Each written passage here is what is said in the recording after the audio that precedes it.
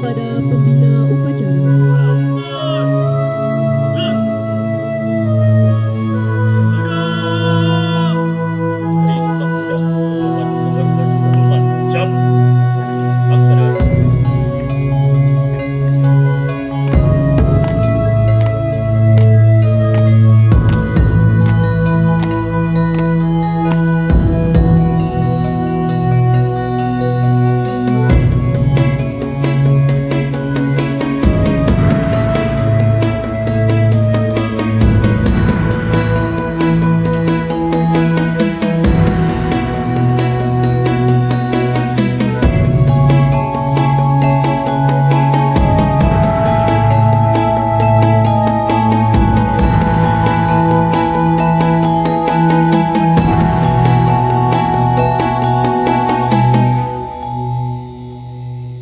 Indonesia tanah air kata pusaka abadi nan jaya.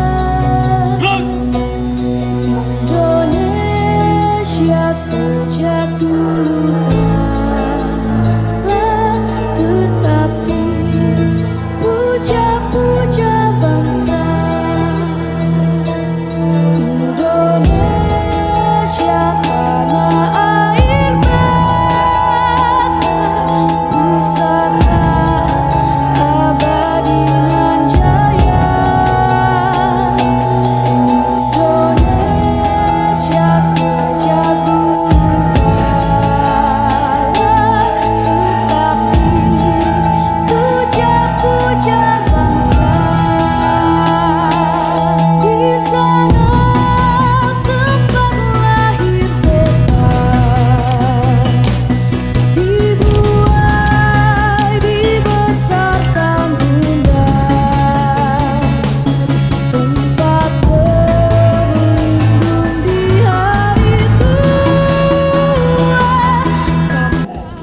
Kemanusiaan yang adil dan beradab.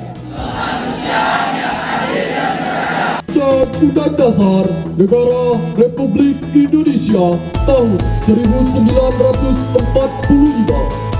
Sumpah Pemuda diikuti oleh seluruh peserta upacara. Sumpah Pemuda. Satu. Kami putra dan putri Indonesia. Mengaku bertumpah darah yang satu. Tanah air Indonesia. Dua.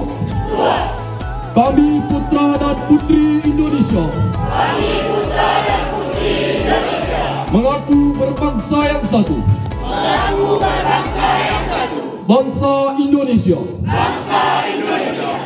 Tiga. Kami putra dan putri Indonesia. Menjunjung bahasa persatuan.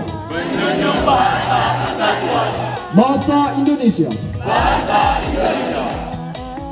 Sumpah Pemuda di tahun 2024 ini. Salawat dan salam tidak lupa kita haturkan kepada junjungan kita Nabi Muhammad SAW. Semoga kita bisa meneladani dan saya Bapak Ibu Guru SMA Negeri Serpong dan serta karyawan di SMA Negeri Serpong serta tidak lupa yang ibu sayangi dan ibu banggakan yang sangat menentukan arah kejati dirian bangsa Indonesia. Ada yang tahu kita memperingati Sumpah Pemuda yang keberapa? Siap apa? Nggak tahu? Ada yang tahu Kongres Pemuda yang kedua yang menghasilkan Ikrar Sumpah Pemuda itu tahun berapa? Ada yang ingat? Atau ada yang lupa? Jadi kita itu memperingati Hari Sumpah Pemuda yang ke-96 tahun. Kelas muda itu diawali dari momen yang sangat panjang. yaitu dengan adanya politik etis. Ada yang ingat apa itu politik etis? Oke, politik balas budi. Siapa yang membalas budi? Belanda. Kenapa membalas budi? Karena Belanda sudah berpuluh-puluh tahun, beratus-ratus tahun menjajah Indonesia, sedangkan Indonesia itu sangat menderita, sedangkan mereka itu sudah mengeruk, mengeksploitasi sumber daya alam Indonesia yang sebegitu banyaknya. Itulah akhirnya ada salah satu tokoh humanis dari Belanda yang bernama Van de Venter yang akhirnya mencetuskan dan mempelopori adanya politik etis. Yang pertama apa? Irigasi. Ya, yang kedua transmigrasi. Yang terakhir edukasi. Edukasi itulah yang akhirnya menjadi tonggak sejarah bangsa Indonesia. Karena dengan adanya edukasi tersebut, rakyat Indonesia setidaknya mereka yang kaum awam atau rakyat jelata seperti kita ini bisa mendapatkan pengajaran, meskipun itu hanya sekolah ongko siji atau sekolah ongko loro 1 atau 2 tahun, tapi setidaknya bangsa Indonesia dikasih pengetahuan tentang baca tulis, dan itulah yang akhirnya menghasilkan kaum terpelajar. Dan kaum terpelajar inilah yang akhirnya memberikan suatu momen bersejarah, yaitu adanya kebangkitan nasional dengan adanya atau berdirinya organisasi modern pertama di Indonesia, yaitu Budi Utomo di tanggal 21 Mei 1908. Dan itulah yang akhirnya menjadikan kita lebih bersemangat untuk bisa meraih kemerdekaan secara nasional, karena sebelumnya perjuangan itu bersifat kedaerahan. Misalnya Aceh berjuang sendiri dengan Teku Umar, Cut Nyak sebagai pemimpinnya. Sumatera Barat berjuang sendiri dengan Tuanku Imam Bonjol.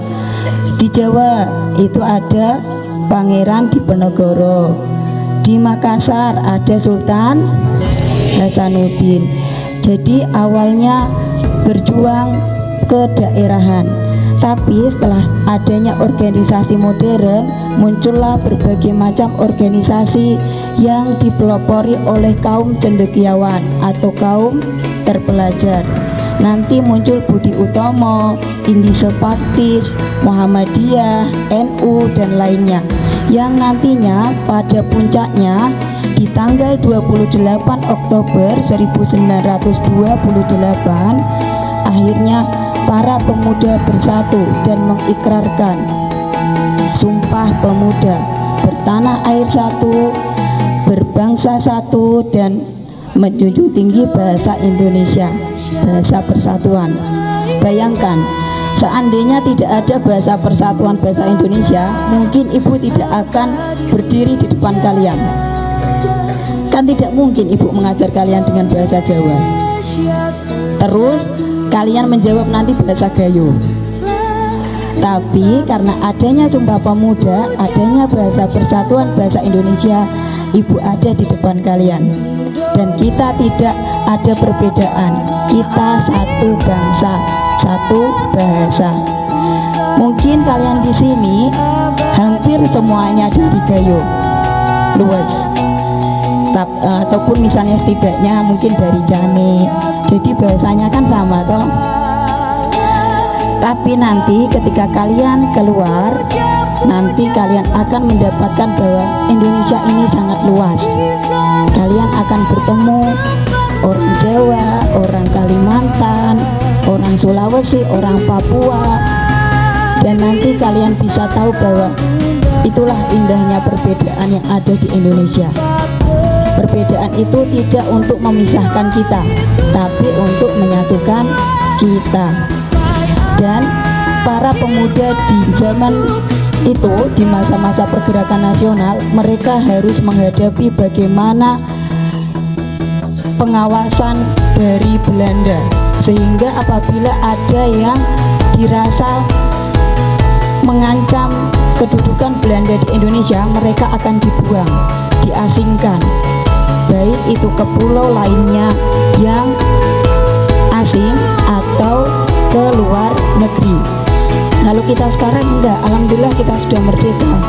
Jadi dengan semangat Sumpah Pemuda ini, kita tingkatkan persatuan dan kesatuan. Dan apa yang menjadi tugas kalian dalam mengisi kemerdekaan untuk mewujudkan persatuan dan kesatuan tersebut? Cuma satu tujuan kalian, cuma satu yang kalian itu perjuangkan, lakukan, yaitu belajar.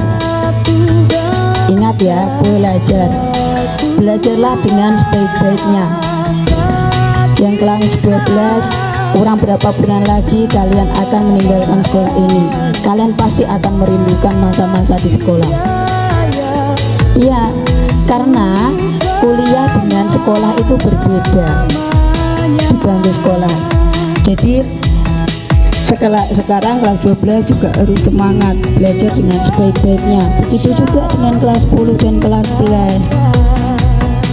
Dalam meraih prestasi itu tidak serta-merta, tidak instan. Wong katanya yang mie instan aja harus direbuskan untuk menjadi makanan yang enak. Begitu juga kalian, untuk mendapatkan prestasi kalian juga harus berjuang. Wassalatu wassalamu ala asrafil anbiya'i wal mursalin wa ala alihi wa sahbihi rasulillahi ajma'in. Ayo bangsa Indonesia, Ya Tuhan kami, dengan jiwa yang berseri-seri, mari berjalan terus, jangan berhenti. Revolusimu belum selesai, jangan berhenti, sebab siapa yang berhenti akan diseret oleh sejarah, dan siapa yang menentang corak dan araknya sejarah, tidak peduli tiada bangsa apapun, dia akan disilang oleh sejarah itu sama sekali.